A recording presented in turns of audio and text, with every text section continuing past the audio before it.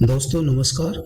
आज जो है हम हिंदी व्याकरण के अंतर्गत जो है समास जो टॉपिक है उसको पढ़ने जा रहे हैं। तो दोस्तों सभी को पता होगा कि कोई भी प्रतियोगिता परीक्षा हो उसके अंदर समास से संबंधित एक या दो प्रश्न अवश्य पूछे जाते हैं। दोस्तों मैं इसके साथ ये बताना चाहूंगा कि हमारा जो YouTube चैनल है इसके जो डिस्क्रिप्शन बॉक्स है उसके अंदर जो अगर देखोगे आपको तो व्याकरण से संबंधित अन्य वीडियो भी उपलब्ध है, आप उनको देखिए। वो आपकी जो निश्चित रूप से तैयारी में मदद करेंगे। ज्यादा समय न गवाते हैं, अब हम समास के बारे में जानेंगे और आप थोड़ा ध्यान दीजिए। आप इस वीडियो को पूरा देखिए। ये वीडियो देखने के बाद समास से संबंधित आपको कोई भी वीडियो देखने की आवश्यकता नहीं पड़ेगी। तो देखिए, सबसे पहले जानना जरूरी है कि समास किसे कहते हैं। समास का मतलब होता है कि दो या दो से अधिक परस्पर संबंधित शब्दों के योग से, यानी दो शब्द होंगे जो एक दूसरे से संबंधित होंगे, उनके योग से, ठीक है, एक नए शब्द बनाने की प्रक्रिया होती है, उसको हम समास कहते हैं। देखो दोस्तों, हिंदी भाषा में नए शब्द जब बनाने होते हैं ना तो उसके लिए अनेक तरीके होते हैं। जैसे उपसर्ग लगा के नए शब्द बनाते हैं, प्रत्यय लगा के शब्दों के सामने नए शब्द बनाते हैं, वैसे ही समास से भी नए शब्दों का निर्माण होता है। अच्छा, दूसरा जो है, समास की जरूरत क्यों पड़ी भाई? क्योंकि जो है शब्द का जब अर्थ जो होता है वो बहुत बड़ा होता है, तो शब्द का अर्थ होता है बड़ा, तो उसको संक्षिप्त रूप प्रदान करने के लिए समास की आवश्यकता होती है। देखो, इसलिए ये भी पूछा जा सकता है परीक्षा में कि हिंदी के अंदर समास की आवश्यकता क्यों होती है। यानी शब्द का अर्थ जो व्यापक अर्थ होता है बड़ा, उसको संक्षिप्त रूप प्रदान करने के लिए समास की जरूरत यानी आवश्यकता होती है। अब चलिए आगे जानेंगे हम। कहता है कि समास जो होते हैं, देखिए ये संस्कृत भाषा में काफी प्रयोग होते थे, तो आपको पता ही है कि हिंदी जो है संस्कृत भाषा से ही इसका निकास है। तो समास के अंदर जो है संस्कृत भाषा में जो है काफी इसका प्रयोग होता है समास का। तो और हिंदी में जो समास होते हैं वो तत्सम शब्दों में और तद्भव शब्दों में और उर्दू, इन सभी में समास होती है।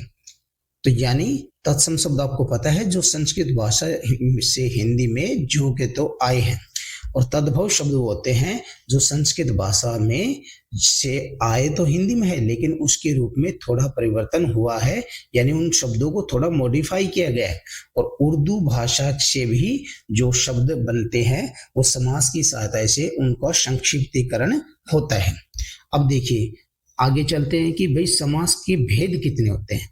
तो दोस्तों समास के 6 भेद होते हैं और इनमें जो भेद हैं वो क्रम अनुसार इस प्रकार से हैं। पहला है अव्ययी भाव, दूसरा है तत्पुरुष, और तीसरा भेद हमारा है द्वंद्व समास, और फिर इसके बाद आता है बहुव्रीहि समास, और फिर इसके बाद आता है क्रमधारीय समास, और इसके पश्चात आता है द्विगु समास। तो ये 6 भेद होते हैं दोस्तों। ये जो है मानक जो हिंदी के अनुसार जो है ये इसके 6 भेद होते हैं, लेकिन जो बहुत विद्वान है वो ये भी मानते हैं कि जो ये वाले भेद है ना, एक तो ये कर्मधारीय ये वाला, और इसके अलावा जो है लास्ट जो है इसमें द्विगु समास, ये जो लास्ट दो है ना दोस्तों, ये जो है तत्पुरुष का ही एक व्यापक रूप माने गए, यानी तत्पुरुष का ही एक भेद माने गए हैं। ये दोनों ये कुछ विद्वान मानते हैं, लेकिन अगर आपसे परीक्षा में पूछा जाता है तो आप समास के 6 भेद को सही करेंगे, ठीक है। इसके अलावा अगर हम चलते हैं तो सबसे पहले हमारा जो अवयव भाव समास है, अव्ययी भाव समास है, वो जानना जरूरी है। तो अव्ययी भाव समास क्या होता है, सबसे पहले हम ये जानेंगे। तो हिंदी में सबसे पहले आपको ये पता होना चाहिए कि भाई अव्यय क्या होता है। हिंदी में सबसे पहले आपको ये जानना जरूरी है कि अव्यय क्या होता है। नाम से ही स्पष्ट है कि अव्यय, जिसपे कोई खर्चा ना हो, व्यय ना हो, अव्यय वो होते हैं। तो यानी हिंदी के अंदर कुछ शब्द ऐसे हैं जो कि क्रिया विशेषण की तरह हैं, यानी क्रिया विशेषण के रूप में भी उनका प्रयोग होता है, जिनके ऊपर लिंग, वचन, काल और वाच्य इनका कोई असर नहीं होता। यानी उन शब्दों को आप पुल्लिंग के सामने रख दो, चाहे स्त्रीलिंग के सामने रख दो, और चाहे उसको किसी भी काल में रखो, किसी भी वाच्य के अनुसार रखो, वो सेम रहते हैं, ज्यों के त्यों रहते हैं, उनमें कोई परिवर्तन नहीं आता। ठीक है, उनको एक तरीके से हम अविकारी शब्द भी बोलते हैं। तो उसी का हिस्सा है अव्ययी, जो है अव्यय जो होते हैं, अव्यय शब्द वही होते हैं जिनके ऊपर ना लिंग का असर पड़ता है, ना वचन का असर पड़ता है, न काल का, न ही वाच्य का। तो वो जो अव्यय जो हैं अव्ययी भाव समास में प्रयोग होते हैं, वही हमें देखने पड़ेंगे कि वो अव्यय है कौन सा। अगर हम उन अव्ययों को पकड़ लेंगे समास के अंदर, तो हमें पता चल जाएगा कि इसमें अव्ययी भाव समास है। अब देखिए परिभाषा क्या कहती है, जिस समास में पहला पद, देखो समास के अंदर कितने पद होते हैं, दो पद होते हैं। कितने पद होते हैं, दो पद। जो इधर वाला होता है वो होता है पहला पद, पहला पद जिसको हम क्या बोलते हैं, पूर्व पद।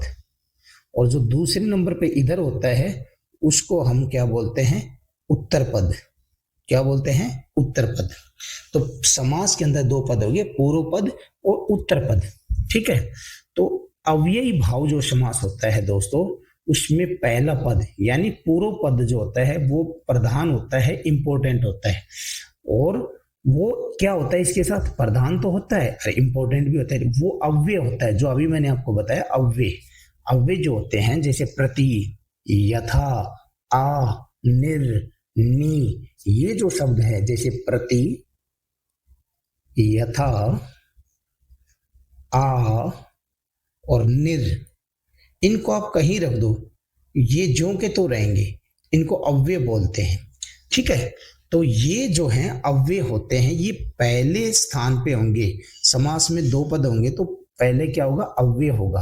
और इन शब्दों के जो मेल से जो समस्त पद बनेगा, क्या बनेगा, समस्त पद बनेगा, वही क्या कहलाएगा, वो भी खुद शब्द क्या कहलाएगा, अव्यय बन जाएगा। वो खुद भी क्या बनेगा, अव्यय बन जाएगा। यानी सार रूप में मैं दोबारा आपको बताना चाहूंगा कि जिस समास में पहला पद प्रधान होता है और वो अव्यय होता है, और तथा उसके बाद जो संपूर्ण शब्द जब दोनों को मिला के, जिसको हम बोलते हैं समस्त पद, जब दोनों को मिला के समस्त पद जो बनेगा वो क्या बनेगा, क्या कहलाएगा, वो भी अव्यय ही होगा।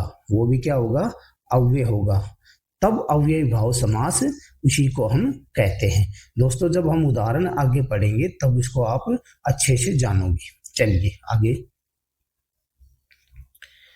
अब कहता है कि संस्कृत शब्दों में समास हमेशा पहला पद अव्यय होता है, और जब हिंदी शब्दों से जब ये समास बनता है तो उसमें पहला पद अव्यय की बजाय संज्ञा भी हो सकता है। ये ध्यान रखना है, हिंदी शब्दों से बने तो संज्ञा पद भी होता है और या विशेषण भी हो सकता है।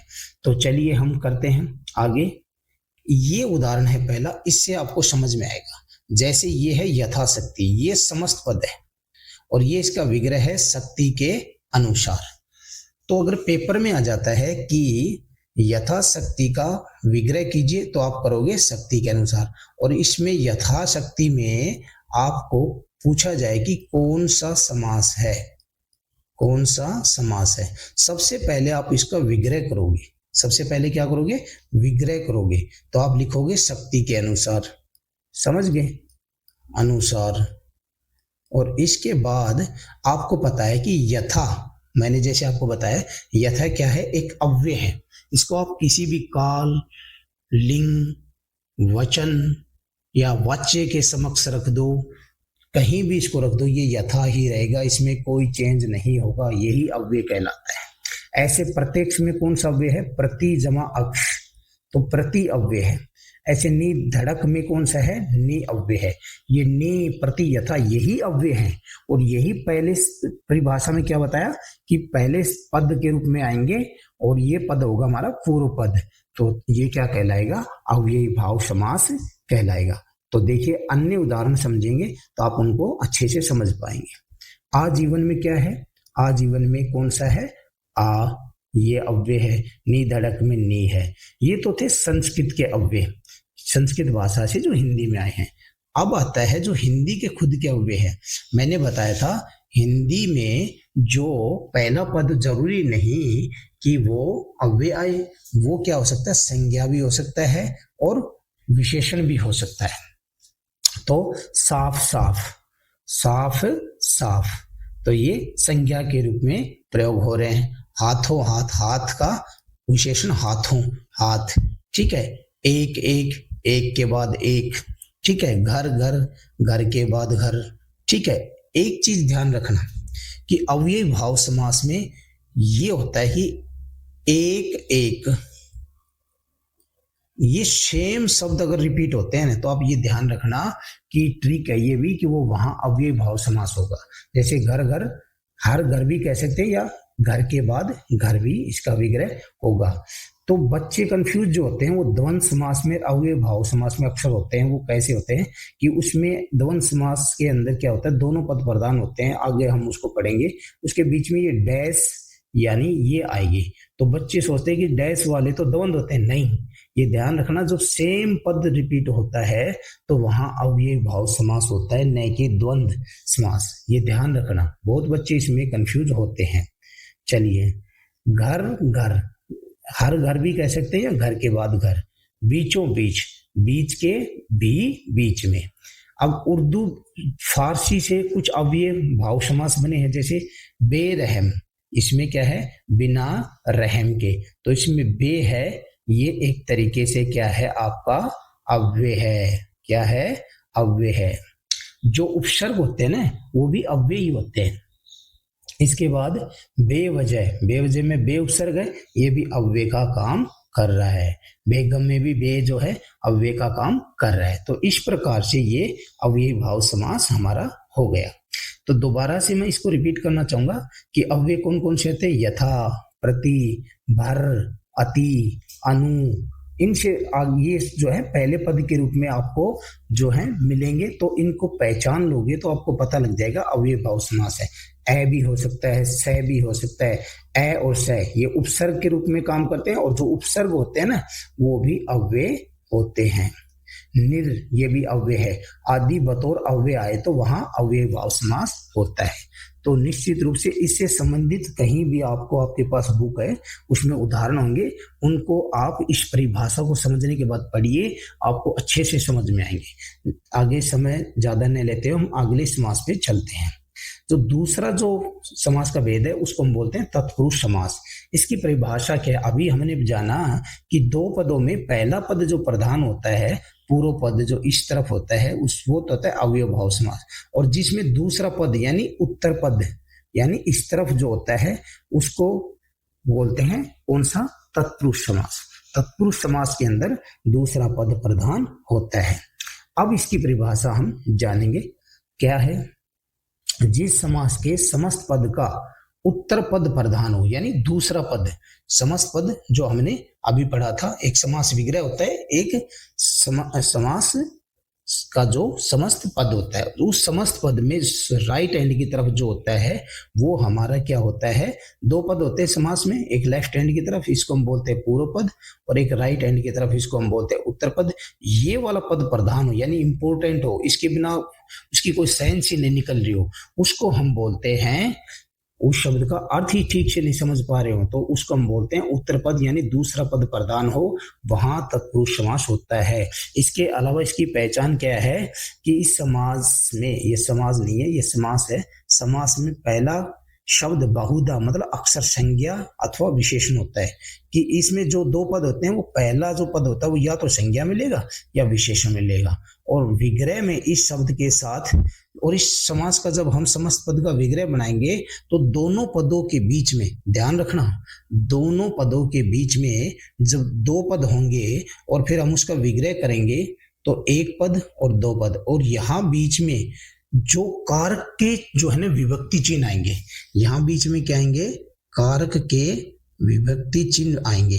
कारक के जैसे अब कर्ता का नहीं आएगा, सीधा आएगा कर्म को, करण से, के द्वारा, ठीक है, संप्रदान को, के लिए है, अपादान जो है किस अपादान, फिर इसके बाद संबंध का के की है, और इसके अलावा अपादान किसी चीज से पृथक होने के अर्थ में, ठीक है, संबोधन का, संबोधन इसमें आता नहीं, और संबंध कारक इसके अंदर आता है, ठीक है।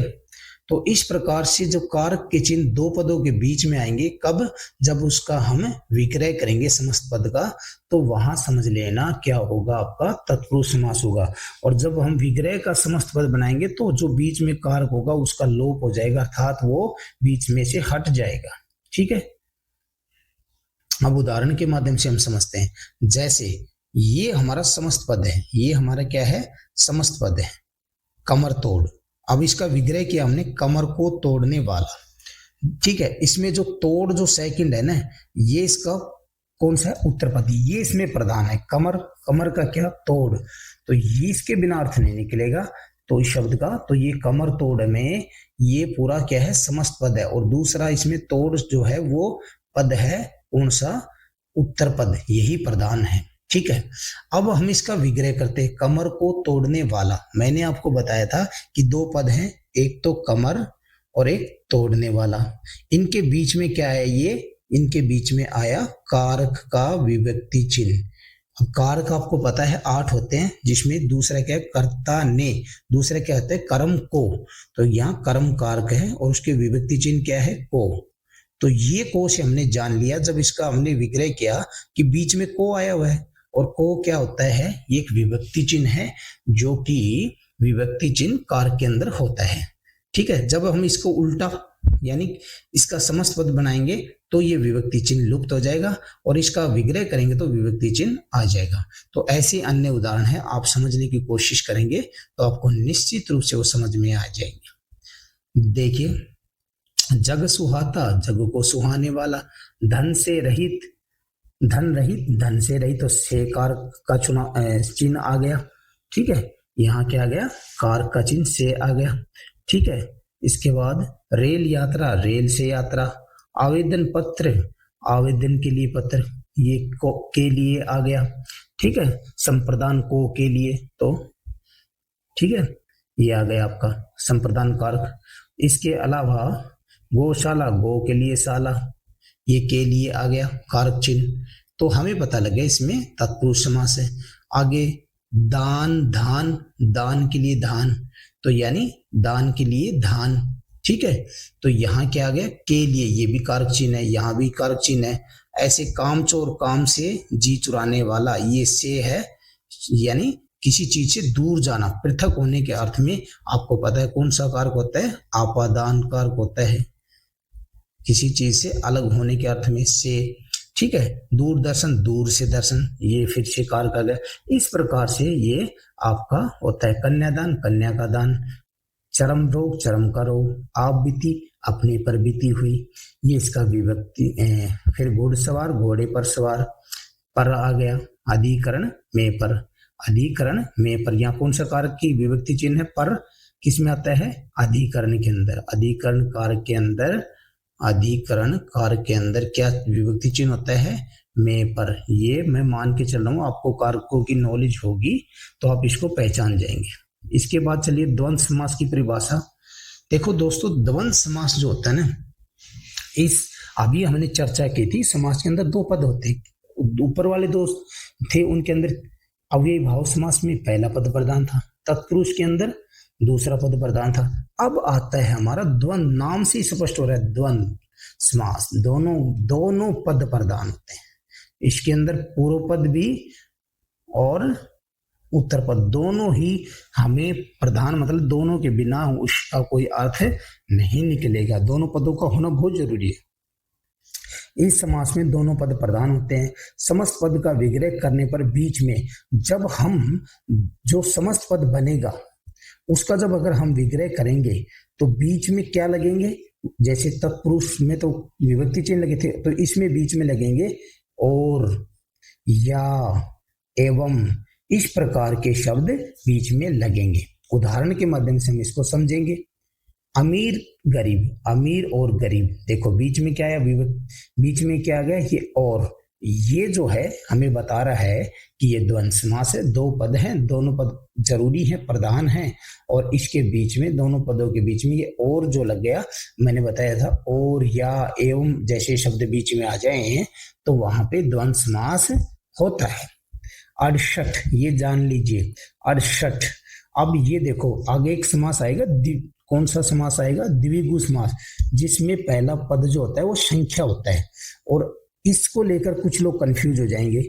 68, 68, तो इसमें यानी 8 और 60, इसका विग्रह किया तो और आ गया। तो हमने क्या किया, इसका विग्रह करने के पश्चात ही समास हमें अच्छे से समझ में आएगा। तो 8 और 60, तो हमें विग्रह किया हमने, तभी ये समझ में आया कि इसके अंदर जो है कौन सा समास है, द्वंद्व समास है। कंफ्यूजन की बात कर रहे थे, द्विगु और भाई उसमें पहला संख्यावाची होता है, तो आप कहोगे सर इसमें 68 में 8 संख्यावाची है। नहीं, यहाँ पे विग्रह करेंगे बीच में और आ रहा है, वहां विग्रह करेंगे तो बीच में और नहीं आएगा द्विगु में। ये अंतर है, संख्या दोनों में है, द्विगु में भी संख्या आएगी और यहाँ भी, लेकिन अंतर यह है यहाँ विग्रह करने पर बीच में और या अथवा ये आएंगे, वहां ऐसा नहीं आएगा। द्विगु में जब हम पढ़ेंगे तो उसको जानेंगे। ठीक है, चलिए। घन घोर, घन और घोर, शीतोष्ण, शीत और उष्ण, चिट्ठी पत्री, चिट्ठी और पत्री, 3 तेरह, 3 तेरह आदि। इसके बाद आता है बहुव्रीहि समास की परिभाषा। अगला समास हमारा आता है बहुव्रीहि समास। अभी तक हमने जाना किसी में प्रथम पद प्रधान, किसी में उत्तर पद प्रधान, किसी में दोनों पद प्रधान। अब बहुव्रीहि समास में जो सामने पद होंगे दोनों, उनमें कोई भी प्रधान नहीं, बल्कि कोई तीसरा पद जो होगा वो उसके अंदर महत्वपूर्ण होगा, जो कि विग्रह करने के पश्चात हमें पता लगेगा। ठीक है, तो इसकी परिभाषा जो है वो जानते हैं। जिस समास में कोई भी पद प्रधान नहीं होता और जो अपने पदों से भिन्न किसी संज्ञा का विशेषण होता है, ठीक है, कोई संज्ञा होगी उसके विशेषण के रूप में आएगा वो, उसे हम बहुव्रीहि समास कहेंगे। तो सीधा शॉर्ट में समझें तो हमें ये समझ आना चाहिए कि जिस समास के अंदर, समास में अभी हमने चर्चा की 2 पद होते हैं, दोनों पद में कोई भी प्रधान नहीं होता, बल्कि तीसरा पद एक निकल के आएगा, उसको हम उदाहरण के माध्यम से समझेंगे। जैसे अयोध्या नंदन, यहाँ 2 पद है, अयोध्या और नंदन।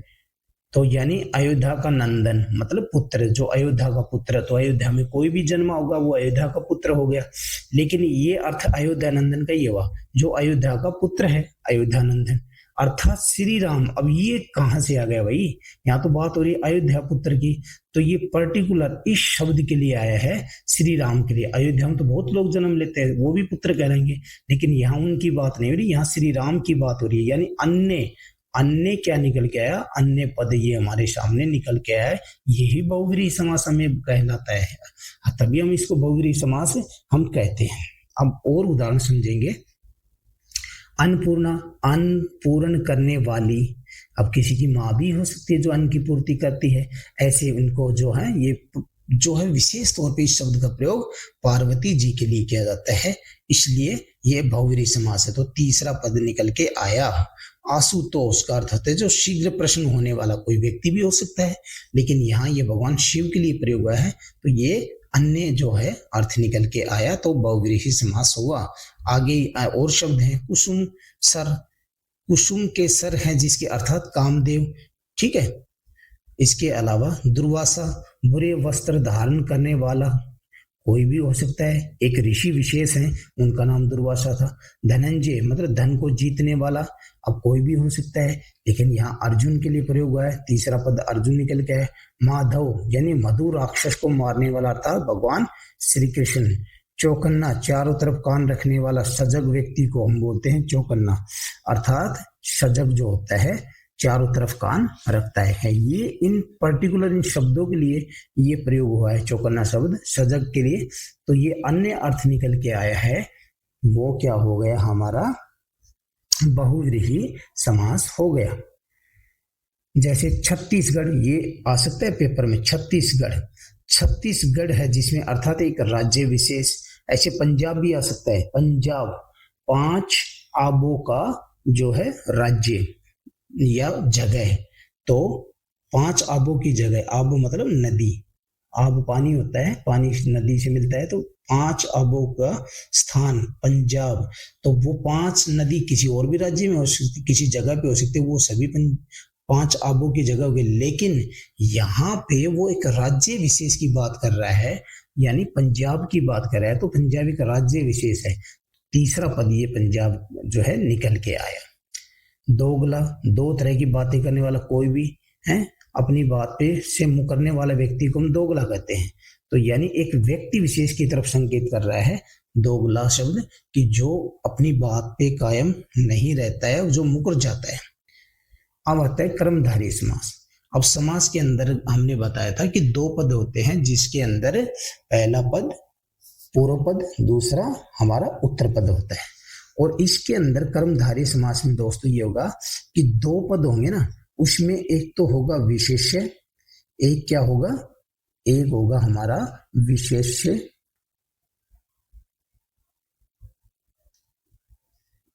और दूसरा होगा विशेषण। विशेष्य क्या होता है ये जानना जरूरी है। विशेष्य वो होता है जिसके बारे में बात चल रही है, जिसकी विशेषता बताई जा रही है, और फिर जो उसकी क्या विशेषता है, फिर उसकी जो क्या विशेषता, उसको हम बोलते हैं विशेषण। जैसे टमाटर लाल है। अब टमाटर क्या है, विशेष्य है, इसके बारे में बात चल रही है, और उसकी विशेषता क्या है कि वो लाल है, तो ये क्या हुआ उसका विशेषण। तो इस प्रकार से जब दो पद आएंगे तो जो पूर्व पद क्या होगा, विशेषण होगा, और जो उसका उत्तर पद होगा वो विशेष्य होगा, जिसके बारे में विशेषता बताई जा रही है। तो देखिए अभी हमने आपको बताया पूर्व पद क्या होगा, विशेषण, और उत्तर पद क्या होगा, विशेष्य होगा। समस्त पद का उत्तर पद प्रधान हो, और वो जो है ना उत्तर पद, यानी जो दो पद होंगे, तो ये जो राइट हैंड की तरफ वाला है इसको उत्तर पद बोले, ये मेन होगा, और ये होगा विशेष्य, जिसके बारे में बात चल रही होगी, जिसकी विशेषता बताई जा रही होगी। और इधर की तरफ जो पद होगा पूर्व पद, वो उसका विशेषण होगा। ठीक है, ये मोटे तौर पे इसकी परिभाषा है। जैसे अंधविश्वास, अब यहाँ ये पद है, ये प्रधान है इसमें, ठीक है, कर्मधारय में उत्तर पद, और इसकी विशेषता क्या है कि वो विश्वास अंधा है। तो ये हो गया विशेष्य, विश्वास शब्द क्या हो गया, विशेष्य, जिसकी बात हो रही है, जिसकी विशेषता बताई जा रही है, और उसकी विशेषता क्या है कि वो अंधा है, वो विश्वास क्या है, अंधा है। तो ये उसकी विशेषता हो गई। तो इस प्रकार से एक विशेष्य हो और एक पद क्या हो, उसका विशेषण हो, तो वहां पे कर्मधारय समास होता है। और इसका विग्रह करेंगे तो क्या होगा, अंध है जो विश्वास, उसको बोलते हैं अल्प बचत। अल्प है जो बचत, यानी जो थोड़ी है बचत। अरविंद लोचन, अरविंद अर्थात कमल के समान लोचन, जिसके लोचन मतलब नेत्र कमल के समान हो। पाषाण हृदय, यानी जिसका हृदय पाषाण मतलब पत्थर के समान हो। ये देखो हृदय की विशेषता बता रहा है पाषाण शब्द। तो जिसमें विशेषता बताई जाती है किसी पद की, तो वहां कर्मधारय समास होता है। नरसिंह, सिंह रूपी नर, ऐसा नर जो सिंह के समान है। अब आता है पुत्र रतन, पुत्र रूपी रतन, यानी जो पुत्र है रतन के समान है। ये उसकी विशेषता बताई जा रही पद की, ठीक है, जिसमें विशेषता बताएगी तो हमारी कर्मधारय समास हो गया दोस्तों। फिर आता है द्विगु समास। द्विगु समास के अंदर क्या होता है, इसमें दो पद होते हैं ना, तो उसमें दो पद होते हैं, तो पूर्व पद यानी इस तरफ लेफ्ट की साइड का क्या होगा, कोई संख्या होगी, कोई संख्या होगी, और इधर जो राइट की साइड में जो पद होगा वो उसका पहला पद संख्या, और उत्तर पद उसका जो होगा दूसरी तरफ ये वाला जिसको उत्तर पद, ये प्रधान होगा, यानी ये मेन होगा, इसके बिना उसका कोई सेंस ही निकल के नहीं आएगी उसकी समस्त पद की। अब देखिए उदाहरण से समझेंगे। जैसे ये शब्द है अष्टभुज, ठीक है, ये भुज क्या है, उत्तर पद है, अष्ट क्या है, पूर्व पद है। और इसका जो नियम क्या कहता है द्विगु समास का, कि पूर्व पद क्या होगा, संख्या, यहाँ अष्ट क्या है, संख्या है, ठीक है, यहाँ अष्ट क्या है, संख्या है, और भुजा क्या है, ये उत्तर पद है। तो ये भुजा यानी 8 भुजाओं वाला। 8 मासा, 8 महीना का जो है मास, ठीक है, 8 महीने का मास, एक तरफा, एक तरफ वाला, ठीक है। इसके बाद आता है 2 बार, यानी जो 2 बार हो। त्रिवेणी, 3 वेदों का ज्ञाता, ठीक है। इसके बाद आता है त्रिवेदी, सॉरी वेणी नहीं, त्रिवेदी, 3 वेदों का ज्ञाता। दुपट्टा, 2 पाट वाला। पंसेरी, 5 शेरों का समूह, ठीक है। इस प्रकार से द्विगु होता है। और द्विगु समास के अंदर ये बताता हूं, एक तरीके से ग्रुप की बात होती है, किसकी बात होती है? ग्रुप की बात होती है, किसी चीज के ग्रुप की बात होती है। जैसे पंचरत्न, 5 रत्नों का समूह, यानी उसका ग्रुप। ठीक है, इसमें क्या आएगा पीछे? समूह की सेंस निकल के आएगी, और या जिसको हम समाहार भी बोलते हैं। आपके पास कोई बुक होगी, इसके और भी उदाहरण होंगे। हमने वीडियो ज्यादा लंबी ना हो इसलिए उदाहरण थोड़े लिखे हैं। आप ज्यादा उदाहरण पढ़ोगे तो उसमें विग्रह करोगे तो विग्रह में पीछे समूह या समाहार से संबंधित शब्द भी आएंगे। ठीक है, तो इस प्रकार से ये जो हमने कोशिश की थी इस जो है समास टॉपिक को थोड़े समय में ज्यादा से ज्यादा कवर करने की। फिर भी दोस्तों मैं आपको बताना चाहूंगा, इसमें कोई किसी प्रकार की त्रुटि हुई है तो हम इसके लिए जो है क्षमा प्रार्थी हैं। और इस प्रकार की वीडियो आपको जो है निरंतर मिलती रहेंगी। हमारे चैनल से जुड़े रहिए, इस चैनल को सब्सक्राइब कीजिए। अभी ये प्रथम चरण में है, जैसे ही चैनल आगे बढ़ेगा आपको बहुत अच्छी अच्छी नॉलेजेबल हिंदी ग्रामर वीडियो मिलेंगी, जो कहीं भी आपको इतने व्याख्यित रूप में आपको नहीं मिल पाएंगी, जिनकी इतना बढ़िया तरीके से एक्सप्लेन किया गया होगा। धन्यवाद, जय हिंद।